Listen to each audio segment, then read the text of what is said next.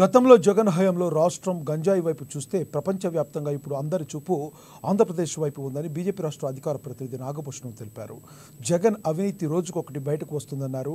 అధికారంలో ఉన్న జగన్ 2-3 ప్రెస్ మీట్లు పెడితే ఇప్పుడు మాత్రం 10 ప్రెస్ మీట్లు పెట్టారని పేర్కొన్నారు. ఇప్పటి వరకు జగన్పై రాష్ట్రంలో కేసులున్నాయి, ఇకపై అమెరికాలో కూడా కేసులున్నాయని ఎద్దేవా చేశారు.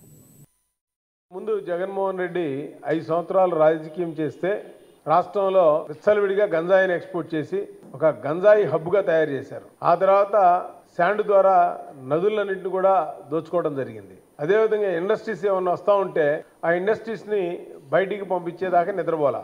వాళ్ళ దగ్గర జిఎస్టీ వాళ్ళని పంపించడం, లేదా ఫారెస్ట్ వాళ్ళని పంపించడం, లేదా మీ దాంట్లో వేరే ల్యాండ్ ఉందని చెప్పి ఆ విధంగా వాళ్ళని చేయడం జరుగుతుంది.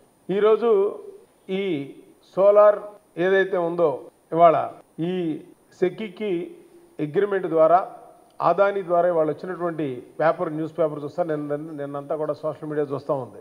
జగన్మోహన్ రెడ్డికి డైరెక్ట్గా పేరు చెప్పకపోయినా ఒక ముఖ్య అధికారి ఆ రాష్ట్రానికి, అంటే ఆయనే నంబర్ 1 ఉన్నాడు కాబట్టి 1750 కోట్ల రూపాయలు అకౌంట్కి డబ్బులు ఇచ్చినాయని చెప్పిన తర్వాత మీరు ఒకసారి కనుక ఆలోచిస్తే గత 5 సంవత్సరాల్లో జగన్మోహన్ రెడ్డి ఎన్ని ప్రెస్ మీట్లు పెట్టుంటారు చూడండి. 5-6 పెట్టుంటాడు మొత్తం మీద, ఎప్పుడు ప్రెస్ మీట్లు పెట్టుండలా. కానీ ఈ 5 నెలల్లో దరిదాపుగా రోజు ప్రెస్ మీట్ పెడుతున్నాడు ఆయన, అసెంబ్లీకి వెళ్లకుండా.